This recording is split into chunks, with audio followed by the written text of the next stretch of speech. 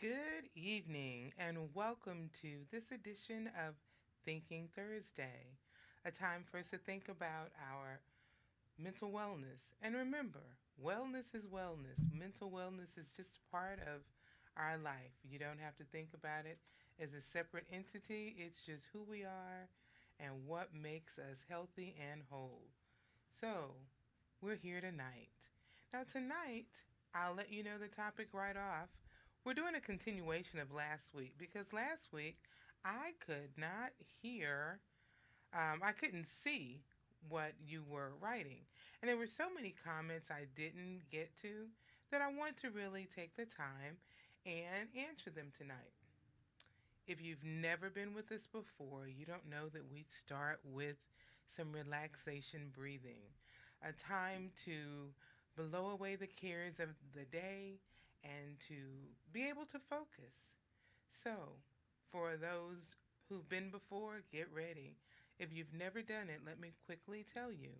We're going to breathe in slowly to the count of four and breathe out even slower to the count of four. Breathing allows you to take more oxygen to your brain. It allows you to let your body, mind, and spirit calm down and relax. And it's something you can do throughout the day when you find yourself feeling a little stressed, a little angry, a little worried, a little sad. Any feelings that just aren't what you want them to be, you can take 3 or 4 deep breaths, and it allows you to get oxygen to the brain and helps you think a little more clearly. So let's breathe in, 2, 3, 4, out, 2, 3, 4, in, 2, 3, 4, out, 2, 3, 4. One more big breath. In, 2, 3, 4, out, 2, 3, 4. Hopefully, you've taken those few deep breaths and you've allowed your body, mind, and spirit to calm down and you're able to focus. Now, let me start by saying today I was hacked on Facebook. So if you got something crazy from me today, it was not me. I've heard some of the things that people received, and if you know me, you know, duh, that was not me. If you don't know me, trust me, it was not me. Moving forward, we're going to be able to go from something that just says Thinking Thursday on Facebook. And maybe we won't go through this page any longer. I am the hacking queen. I've been hacked in every part of my life. I had to change my email address and my Facebook in the last 2 days. So, wow. So remember, if you got something from me, it's not me. I wouldn't send that. I've heard some horrible things that people have gotten. I'm appalled. I don't even want to see them. So I don't need to check it out and say, oh, look and see, was it me? No, I'm take my word for it. It wasn't. Um, so I want to take a minute to talk about why Thinking Thursday. I started Thinking Thursday initially back in October as a way to put out information about good mental health. What is mental health? We often think, especially us in the African American community, when you say mental health, you've said something horrible. We separate in Western society our physical health, our mental health, our spiritual health. Well, they're all part of our health. And when one part is wrong, we're all wrong. If your mental health isn't right, it will impact your physical health. Let stress take over, and you will find that stress can negatively impact your health. If you have a sense of spirituality, let your spiritual health be out of whack. You will find it will impact your mental health, and then that can impact your physical health. And it goes the other way around. When your physical health is out of whack, it may impact your spiritual health. It's just because it's all health. One impacts the other. So we are a whole being. So, yes, let's think about our health and that's what we're here to talk about because health is health and that's what we're here. Last week we talked about the power of words. And it was such a going topic then like I said I didn't get to answer the questions and some more came to me even after the fact. So I want to take the time to really delve into it again and answer some of those questions and hopefully more. So I am hoping that tonight I'm able to see everything that you write. So let's see. Test me out and let's make sure I can see it. Drop in a positive word right now. Say something positive to the other viewers, something that you might be feeling today, or just something good. If you are watching, put in a positive word and I'll let you know if I see it. I am so hoping I can, um, and we'll see. So, as you are thinking of your positive word to drop in, I want to remind you of just some things that were said. Hi, Edwina. I see that first positive word is blessed. So, I'm blessed that it's working tonight and that I see everything, and I'm blessed to have your presence. Thanks, Edwina. So, I see it's working. Anyone else out there, send some positive words our way. And let me remind you of how we started last week. I want to remind you just how powerful words are. Growing up, it was sticks and stones will break my bones, but words will never hurt me. And I have always challenged that, and I say sticks and stones may break your bones, but words will hurt you. Words are so powerful. I bet if you think back, you could think back to something someone said to you years ago, and it might bring up a negative feeling of anger, of sadness. Maybe someone told you what you couldn't do, weren't you what you were not good enough to do, or just what was wrong with you. Those words hurt. Words don't go away. I work with people who are physically abused, who are sexually abused, and who are emotionally abused. And one of the thing I can tell you about people who are emotionally abused, they have an even harder time because no one sees it. No one sees your scars. Your scars are inward, but they are just as hurt as someone who is physically abused. It is painful. It is hurtful. So words are so important. So let's just start off with some of those words we talked about. Stupid, dumb, ugly, pretty, hate, useless, love, really, ugh, awesome, wonderful. You are so fill in the blank. And that blank could be positive, that blank could be negative. We have another word, supercalifragilisticexpialidocious, just a word that sounds wow. And for the old heads, it's from Mary Poppins. It was a positive word. So we have all of these words that people say. I see another one. Keep walking in your thank you. Keep walking in your purpose. A message to me, and that's another positive word. So as we look at words, I wanted to address some of the things that were said last week. And one of the things that came up more than once was about encouraging yourself. You know, we can hear a lot of negative words, a lot of negative things that are put out there. And we have to learn to say positive things to ourselves about ourselves. One of the things that I encouraged you last week was to learn how to use affirmations. And again, I will tell you how I can send you some. I had some people request them last week and use them. I've gotten positive feedback. So let me talk about affirmations again before we move forward. Affirmations are simply positive statements that you say to yourself. I always say sometimes you need to say something good to yourself because it might be the only good thing you hear that day. So I recommend waking up. Maybe you're just going to wake up and look in the mirror and say, Hello, beautiful. Are you going to tell yourself it's going to be a good day? Now, you don't know what's coming your way, but you're starting out that day saying today will be a good day. You're purposing to make it a good day. Well, I have a list of 31 affirmations, and these affirmations are numbered 1 to 31 because the most days you're going to have in a month is 31. So today is the ninth. You could simply start with number 9, and I recommend in the morning you find this poster and you read it. You read it out loud to yourself. It might be something like I am wonderful.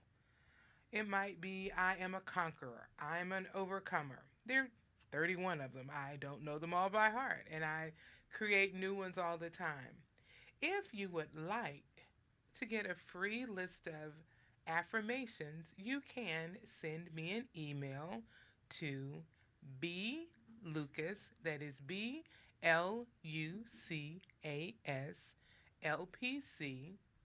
at gmail.com.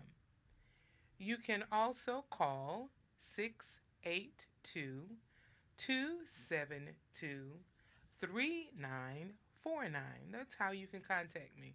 That's the same way you can contact me if you find yourself more stressed out than you think you need to be and you need to talk to a therapist, or you're just in a life changing mode and want to talk to a life coach. That's how you can contact me. So let's get to some of those things from last week. Someone talked about using the term king and queen. It says, I like king and queen, but I've had women tell me they don't like to be called queen. Now, what I wonder is if that is based on age. I think a lot of things, and I don't mean it as a bad thing. So, my generation, you can call us queens any day, and we love it. Most people in my generation. And we'll refer to ourselves as a queen, our friends as queen. Being called a queen is a good thing. And referring to your man, a woman might refer to her man as that's my king. Or their child, their son is that's her little king. Yeah, that's my king in the making. And your daughter is your queen in the making. So maybe it's generational.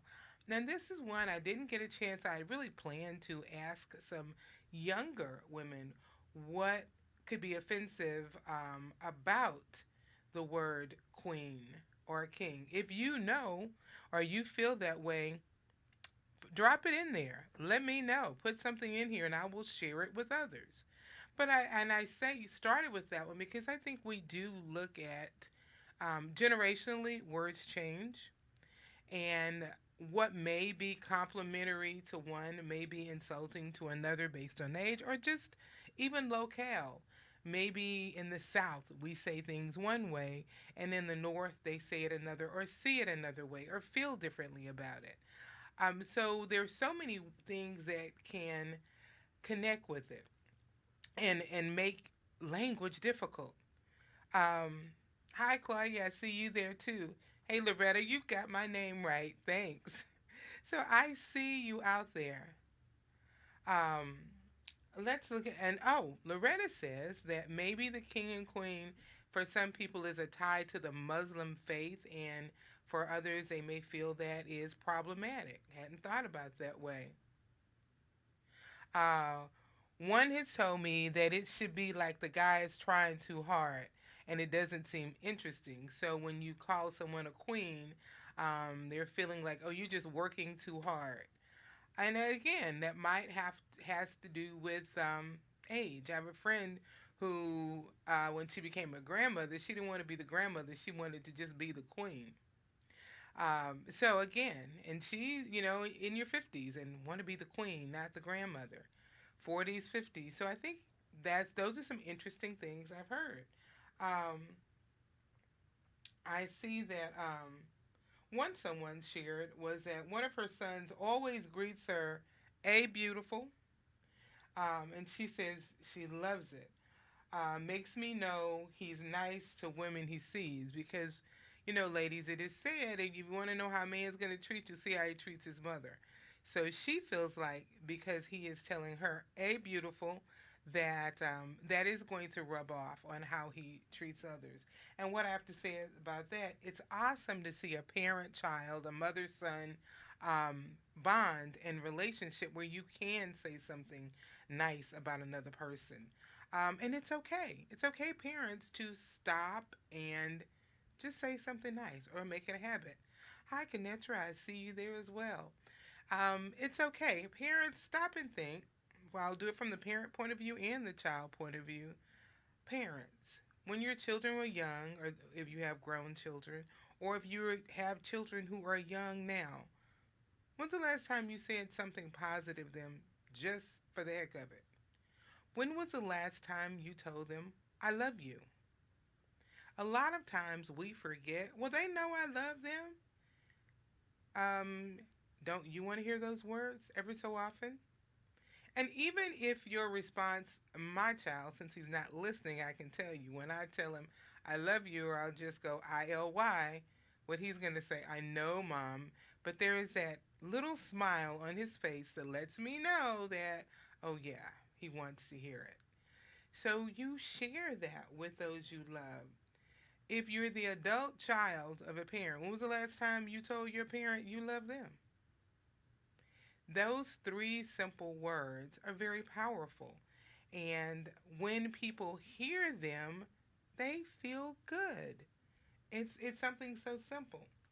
Um, Something else that had come up. We started a little bit on the N word. And again, that's one that looks at a generational difference. That word has a lot of power behind it. And as I said last week, one generation may feel like if we use that word, we take it back, we appropriate it, we make it ours. Others may say, we don't need, I don't want it to be mine. I don't, it's nothing to take back. I need to give it back. Um, it never was meant to be good. I don't want it. And here's the thing, words can, as I said, the Bible says words can heal or words can give life or words can kill. And sometimes even a discussion of a word, such as the N word, can cause so much dissension, so much confusion, so much anger that just talking about the N word sets people on edge. And I have heard numerous conversations where people are just angered by it on both sides. Well, that's just stupid. I don't know why you would say it's just a word and see yours ends in ER, mine's in AH, and it's a different word. Mm. Not saying whether that's valid or invalid, but those are some things. What do you think about it? Type it in. Going back to just positive words, I see Kanetra stating, absolutely, it happens to be in the classroom as an educator, and I believe she's talking about using those positive words. Having worked in the public school system for quite a few years, as a teacher and a counselor, I can tell you the power of words. And when you're able to say things, um, you're able to get it out there. Without one of the things I say about using the N word or the B word, can you expand your vocabulary so that you can try something else? Is there another way so that those who don't feel it's complimentary, you can say something else? Is this a word you're comfortable calling your mother, your father? So if you're not comfortable calling your mother or your father these words, maybe you need to find some other words to use. Maybe that's when we get rid of the B word, the N word. Maybe there are other things you can say. When I was planning on doing this, I thought about bringing this up. I thought about not bringing this up, but I'm going to. In today's society, we now have a host of words we use to describe gender. Now, that brings up a lot of feelings for people, but I'm going to say it anyway because we're talking about words. There used to be just male and female. When you filled out an application, for instance, it would be male or female. Now it's male, female, other. And the other, one thing about the other, it gets longer and longer, the list of other. And some people are offended by the gender terms. It used to just be LGB, then it was LGBTQ, and now it's, I think the two last letters are I something. I don't even know. I'm going to be honest. I think it's LBGTQIA. I don't know what IA stands for. I'm sorry. And I don't mean it as a dig to anyone. I'm saying things are ever evolving and we have to keep up. So the one thing I want to say, and if you disagree or have strong feelings about it, drop them in. I'd love to hear and love to share with others. One of the things I can say is back to the thought that words can kill and words can bring life. I don't want to be called cisgender, for instance. I prefer to be called female. That is what I'm comfortable with. That is how I identify myself. And so I say, how I identify myself is how I identify myself. I can't speak to how you choose to identify yourself. I may not always keep up with the right way you choose to identify yourself, but that's not going to stop me from seeing you as a human being. We can use words to bring us together, we can use words to tear us apart. And gender issues, just the whole idea of dealing with gender, is something that can be very divisive. And it doesn't have to be. But when we think about words, that's what made me think of that. You know, we think about how people choose to be identified, and that can be something that's, wow, really powerful and evoke lots of feelings in people. So, does it matter? I don't know. What do you think? How do you feel about this whole how we deal with gender? I know people who, choose different things, different ways they see themselves. And I just hit a button that I shouldn't have. I went for, okay, that's okay. I can still see.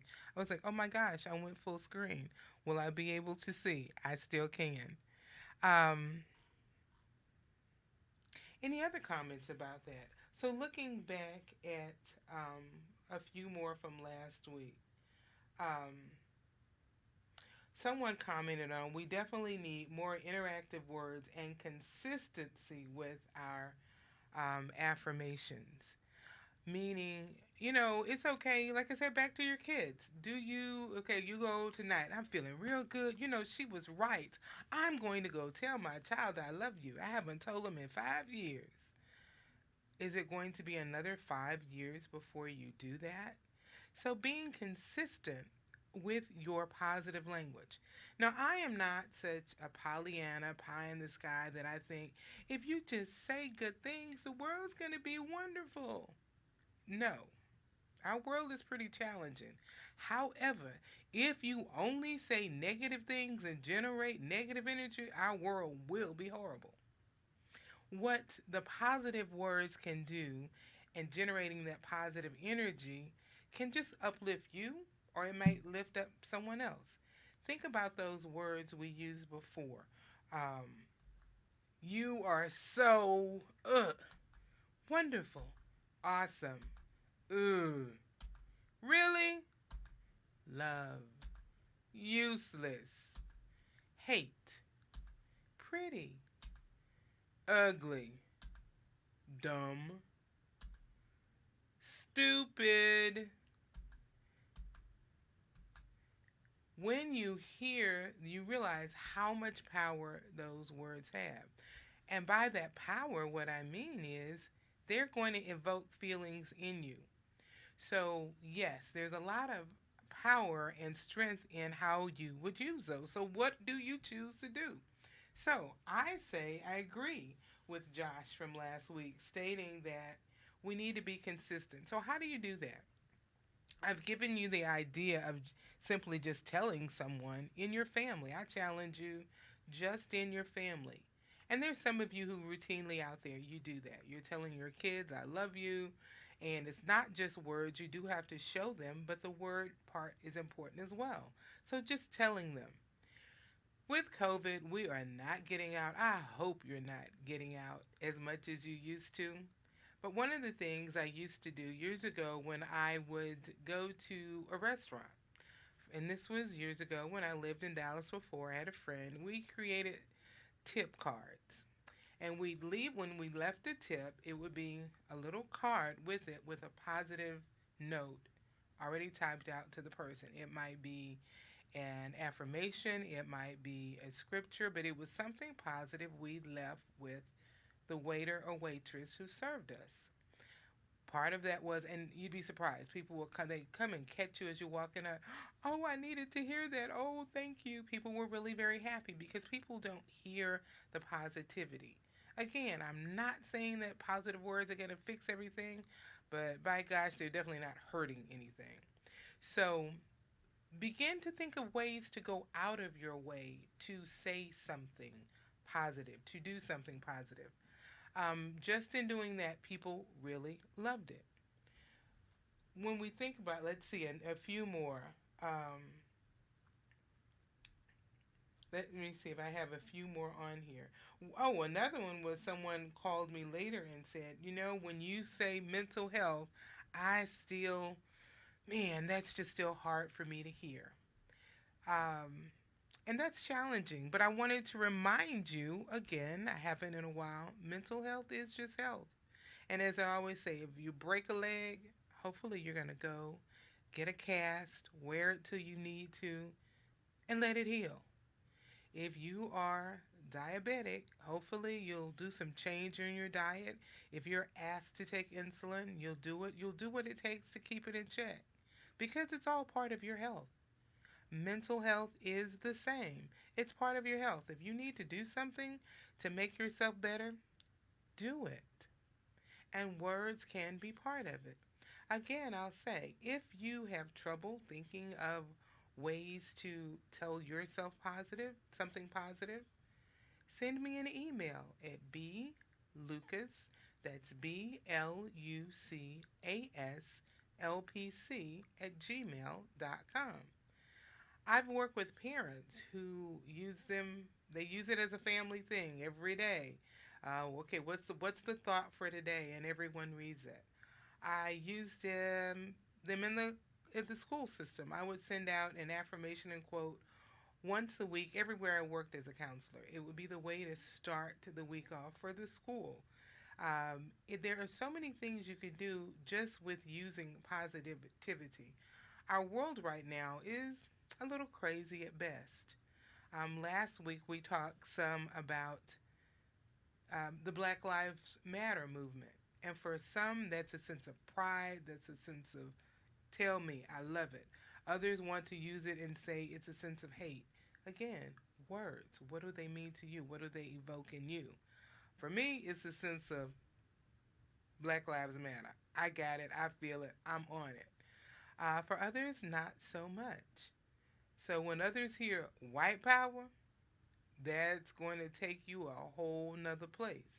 I'm one of those. It's going to take me not into a positive place. But they are words. Words have so much power behind them. So we stop and think about what kind of words are you using?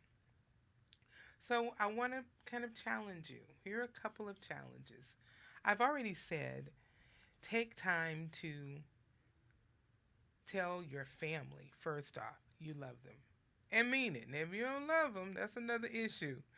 Let's talk about that. Call me on the therapist side and let's talk about that. What's going on? But take some time to tell those people that you do love that you love them. Don't take it for granted. Use your words to, as much as possible, to heal and not kill. Think about how many times in a day or in a week you hear yourself saying, I can't stand whatever it is. Or, ooh, that just gets on my nerves. Or, ooh, I just hate it. Now, there are things that will get on your nerves, things you won't like, but how many times are you saying it? Because every time you're saying that, you're generating so much negative energy.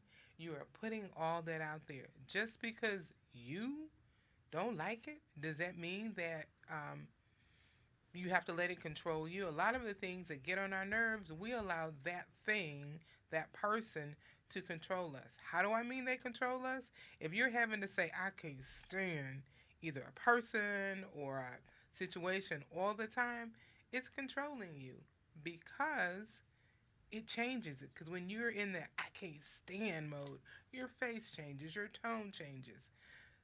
So, for those things that you can't stand, that person that gets on your nerves, rather than stay in that moment of I can't stand, because that's your real feeling. I don't want you to bury a feeling. Go back to what we do at the beginning of each Thinking Thursday. Take a few deep breaths and breathe. Breathe in positive energy, breathe out negative energy. And when you think about that person, does it matter that you can't stand them? Because you know what? Their life is moving on whether you like them or not. Don't let that negative feeling control you.